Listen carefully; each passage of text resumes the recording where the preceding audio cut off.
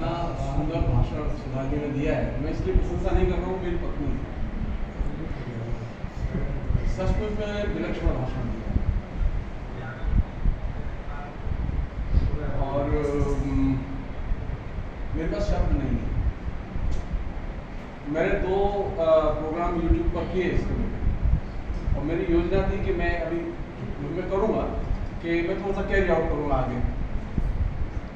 बीच में ही जब धर्मराज का ये कहना है कि हम प्रोग्राम कर रहे हैं तो मैंने उसको रोक दिया, जानबूझ के रोक दिया कि क्योंकि लोग जानते नहीं थे उस उपन्यास के बारे में, यूट्यूब का कुछ नहीं।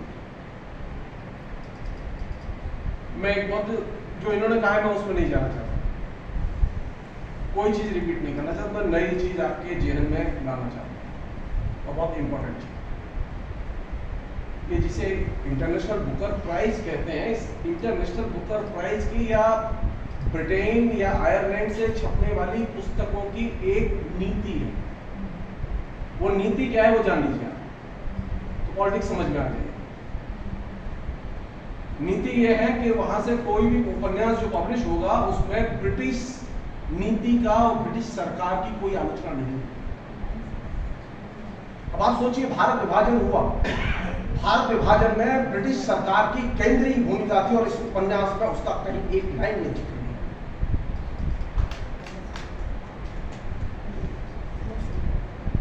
इसे कहते हैं ट्रांसलेशन की पॉलिटिक्स। गायत्री चक्रवर्ती स्पिवाक मेरे यूनिवर्सिटी में रही हैं, बहुत बड़ी विद्वान हैं। उन्होंने एक बहुत ही फेमस निबंध लिखा है, अनुवाद की राजनीति,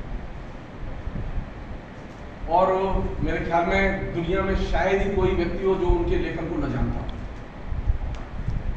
मुझे संयोग से उस विश्वविद्यालय में पढ़ाने का, उस जगह पढ़ाने का, उनके साथ देखने का, बात करने का, अनेक चीज़ों का मुझे सौभाग्य मिला। लेकिन मैं जो चीज़ शेयर करना चाहता हूँ आपसे, जो बहुत इंपॉर्टेंट है, जो गायब है, बुकर प्राइज मिलना बहुत महान चीज नहीं है। असल चीज यह है कि क्या ब्रिटिश शासन की आलोचना है। अगर ब्रिटिश शासन की आलोचना रही होती तो वह पुस्तक ब्रिटेन से पब्लिश ही नहीं होती। जिसको कि सुधा जी ने अपने वक्तव्य में जहां छोड़ा, विभाजन का जिक्र, ये चीज में अनदेखी नहीं कर सकती। बहुत चीज है जो इंपॉर्टेंट चीज, ये जो इसमें करीब 160 अध्याय है, चलो चलो चलो, ये एकदम प्लान करके, ये रियल कहानी नहीं है, ये एकदम जिसे कहते हैं ना ऑर्डर में माल सप्लाई करने से। आपने एक बार ऑर्डर दिया कि मुझे 10 किलो जलेबी चाहिए और 10 किलो जलेबी मुझे फला तरह की चाहिए, तो दुकानदार आपको वैसी जलेबी बना के देता है। ये ऑर्डर पर तैयार किया गया माल है, निर्मित कहानी है, ये रियल कहानी नहीं है। इसे रियल कहानी समझने की भूल नहीं करनी चाहिए। लेखिका ने भी इसका दावा नहीं किया कि रियल कहानी है, निर्मित कहानी, और उसमें भी एक बहुत ही विलक्षण एलिमेंट का इस्तेमाल किया है जिसे हम लोग यूनिवर्सलिज्म कहते हैं, जिसे हम लोग सार्वभौमत्व कहते हैं। अब आप एक ऐसे फॉर्मेट का इस्तेमाल करें जिसमें कि आपको फ्रांस में भी परेशानी नहीं हो, अगर फ्रेंच में ट्रांसलेशन हो जाए, अंग्रेजी में भी ट्रांसलेशन हो जाए तो परेशानी नहीं हो। इसलिए उसमें जानबूझ के रिश्तों में चित्रों को रखा गया। फेमिनिज्म के जितने भी स्कूल हैं, फ्रेंच के, अंग्रेजी के, जर्मन के, जिन पर हमने लिखा है, किताबें अवेलेबल हैं, सारी फेमिनिस्ट इस बात पर एक मत है कि स्त्री पहचानी जाती है नाम से। मैंने फेसबुक पर सबसे पहले लिखा था ये कि भाई ये पुरस्कार के लिए एकमात्र सबसे बड़ी बात यह है कि भाई स्त्री के दृष्टिकोण से लिखा गया और स्त्रीवादी उपन्यास है, ये बात सच है। तो स्त्री ने लिखा, स्त्री के पक्ष पर लिखा है, स्त्री के विषय पर लिखा है, स्त्री चरित्र केंद्र में है, इसलिए ये फेमिनिस्ट है। लेकिन इसका जो सबसे जो क्रूशल पहलू है वो क्या है? कौन सी चीज चल रही है हिंदुस्तान में अभी? सांप्रदायिकता, आइडेंटिटी पॉलिटिक्स।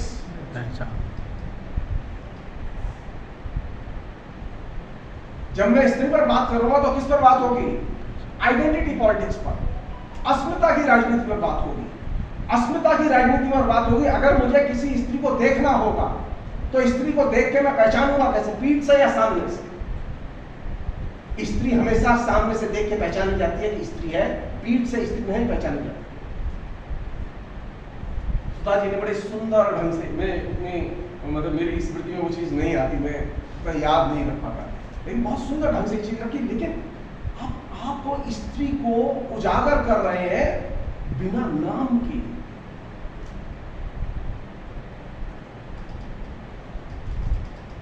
हम जानना चाहते हैं किसने ये किया। मैं बता रहा हूं किसने, क्यों किया।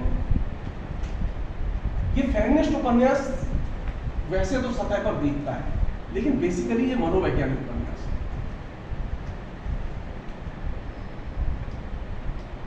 एक बहुत ही फेमस लेखक हुए हैं, उनकी एक पुस्तक जो 1958 में है, ये इनका जन्म 1957 में, मेरा भी 1957 में, हमारे जन्म के एक साल बाद एक पुस्तक है। पुस्तक का नाम था स्ट्रीम ऑफ कॉन्शसनेस, और ये एक उपन्यास का फॉर्मेट है। जेम्स जॉयस, डॉर्थी रिचर्डसन और तमाम लोगों ने उस फॉर्मेट का इस्तेमाल किया है। उस फॉर्मेट में जो चीजें की जानी चाहिए उपन्यास की संरचना में, उन संरचनाओं का बड़े सलीके से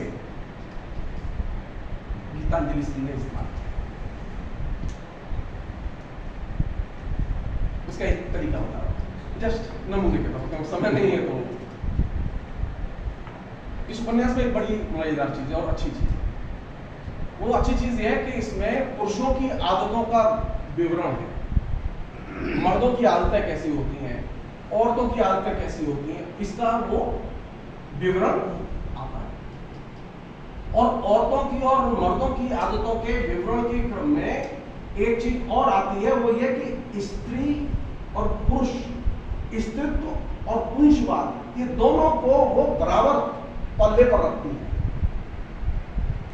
जो हिस्सा देश, वो जो सरहद वाला जो हिस्सा है, उसके पहले का जो हिस्सा है, उसमें ये चीज बहुत ही बारीकी से गुथी हुई।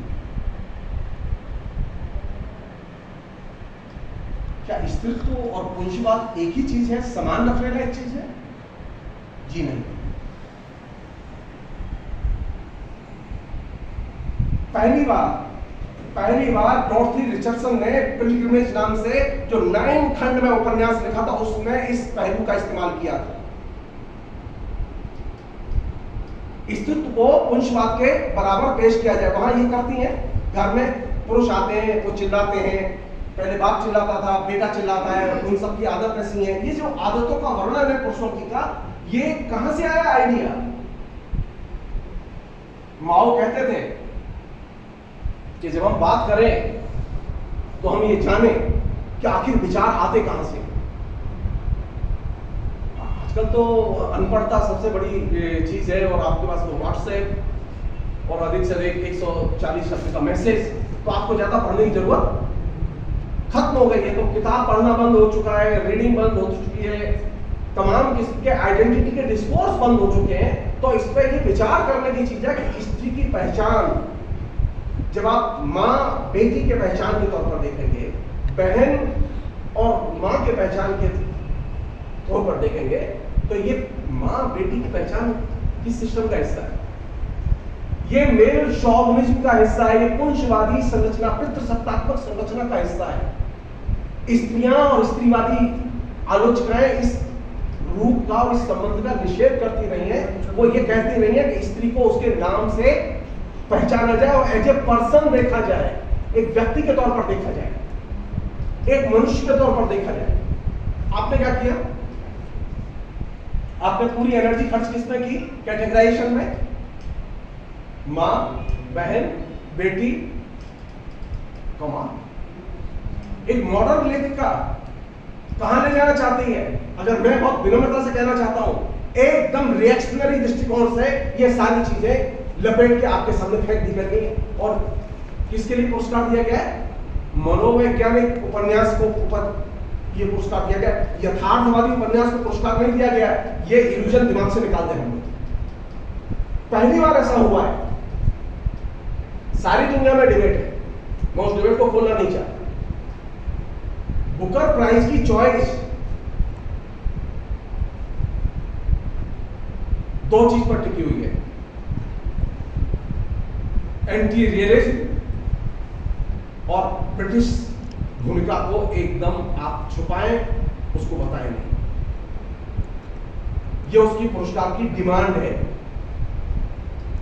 आप लगातार जो उपन्यास लिखे गए हैं आप उठाइए उनको, जिनको पुरस्कार मिले आप उठाइए उनको, तो आपको उस परंपरा का ज्ञान होगा कि एंटी रियलिज्म कैसे दाखिल होता है उसमें महान अरुंधति राय का उपन्यास के सामने।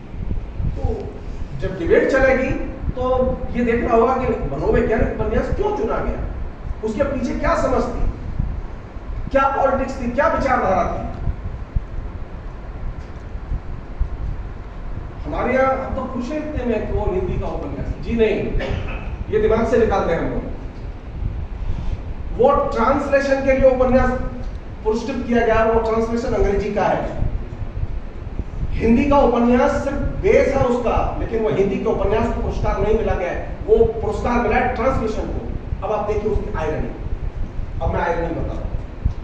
इसका जो पहला खंड है, उस पहले खंड की खूबी है कि वहां मध्य वर्ग और उच्च मध्य वर्ग के जीवन का चित्रण है। पूरा हिस्सा उच्च मध्य वर्ग की जीवन शैली, उसकी परिवार, उसकी लाइफ स्टाइल उस पर खर्च किया गया। हिंदुस्तान का ये बहुत छोटा हिस्सा, लेकिन बहुत मोटा हिस्सा।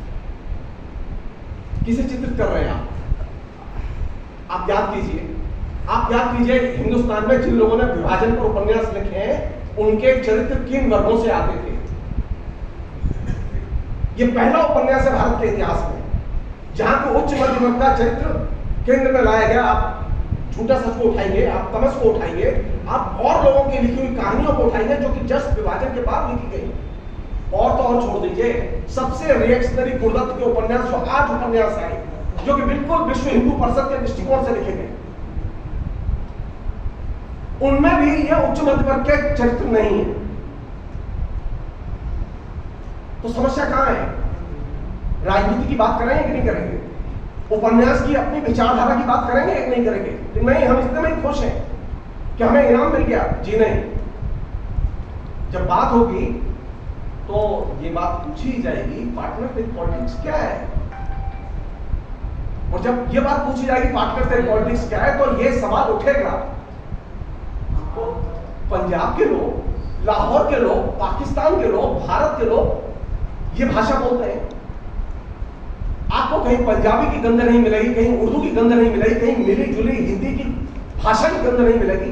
ये भाषा है हमारी। इसलिए मैंने कहा कि एक निर्मित उपन्यास है, चरित्र लाहौर का, लाहौर में जाके चर्चा हो रही है, और स्टाइल देखिए, जो सरहद वाला हिस्सा शुरू होता है तो उसमें एक क्रोनोलॉजी लेखिका पेश करती है, किन किन ने भारत विभाजन पर उपन्यास लिखे हैं, उनकी धारा नाम देती है उनके, जिससे कि एक जिससे कहेंगे वो जिसे रिपोर्टाज लिखते हैं ना अखबारों में, तो जैसे भारत विभाजन पर लिखे गए उपन्यासों पर एक रिपोर्टाज लिखना हो लेखिका को, वैसे उसने 5-7 पन्ने उसमें डाल दिए। जी नहीं, इससे आप भारत विभाजन पर जो यथार्थवादी उपन्यास लिखे गए उसकी परंपरा में नहीं आते, क्योंकि वे यथार्थवादी दृष्टिकोण से लिखे गए और ये मनोवैज्ञानिक दृष्टिकोण से लिखा गया है। ये एक अलग परंपरा का उपन्यास है। और आखिरी चीज, और बहुत इंपॉर्टेंट चीज मैं बता रहा हूं,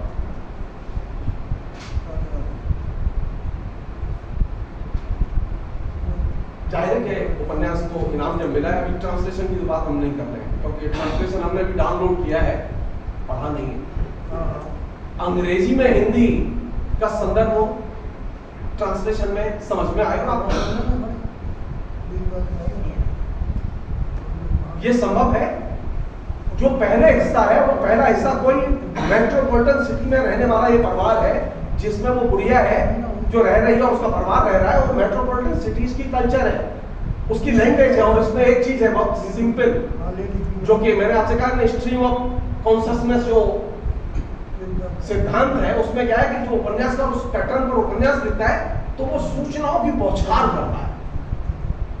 तो अरुंधति राय सूचनाओं की बौछार करती हैं, ये भी हुआ, गीतांजलि स्त्री वो सूचनाओं की बौछार करती हैं, ये भी हुआ, वो भी हुआ, ये भी घटा, वो भी घटा, और आपको लगता है कि कितनी चीजें आ रही हैं। जी नहीं, इंफॉर्मेशन की वर्षा का मतलब रियलिटी का आना नहीं है, रियलिटी का आना नहीं है। और ये जो पद्धति है सूचना की बौछार, स्ट्रीम ऑफ कॉन्शियसनेस के पैटर्न पर लिखे गए उपन्यासों में ये पैटर्न रहा है।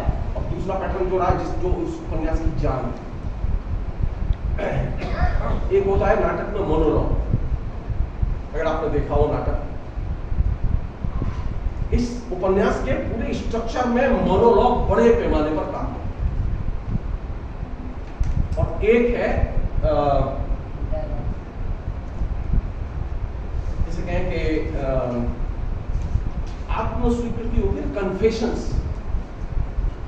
कन्फेशंस और मोनोलॉग, ये दो पद्धतियों का स्ट्रक्चर में इस्तेमाल है।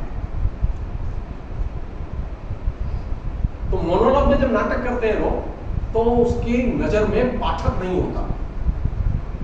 जो लोग मंच खेलते रहे हैं, जिन्होंने मंच पर नाटक किए हैं, जो मोनोलॉग नाटक करते रहे हैं, वे उसकी एक ब्यूटी क्या है कि जो मोनोलॉग में बोलते हैं उसकी नजर में पाठक नहीं होता कि पाठक कौन है।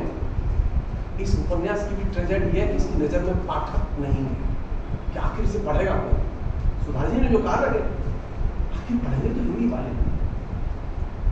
कौन सी हिंदी बोली जा रही है। तो ये जो मोनोलॉग की जो स्टाइल है जो कि उपन्यास में इस्तेमाल की गई है, जाहिर है कि हमारे आलोचना की पद्धति इतनी बर्बाद हो चुकी है। अब तो हम प्रशंसा करते हैं, आलोचना नहीं करते, आलोचना करते हैं नाराज हो जाते हैं लोग। तो मोनोलॉग की पद्धति और कन्फेशंस की पद्धति में ये उपन्यास पूरा का पूरा ढला हुआ है। और वहां के लोग क्या कर रहे हैं, वे कन्फेशंस कर रहे हैं, हम ये कर रहे हैं, हम ये कर रहे हैं, हम ये कर रहे हैं, वो ये हुआ था, वो ये हुआ था। ये क्या है, ये इसे कहते हैं ईसाइयत ने आत्मस्वीकृति दिया। आप अपनी बात कन्फेशंस की शैली में कहते हैं। जाहिर है कि ये कन्फेशंस की शैली है, ये हमारी शैली नहीं है। इनाम जीतने के लिए इतनी ट्रिक्स अपना क्यों कि हम कन्फेशंस की शैली भी अपनाएंगे, हम मोनोलॉग की शैली भी अपनाएंगे और पाठक को केंद्र में ही नहीं रखेंगे। झूठा सच लिखा गया, गुरुदत्त के उपन्यास आरएसएस के लोग खूब पढ़ते हैं, पागल की तरह पढ़ते हैं भाई, आज भी पढ़े जाते हैं। भारत विभाजन का 8 उपन्यास लिखे थे, एकदम थर्ड ग्रेड उपन्यास, लेकिन खूब पढ़ते हैं।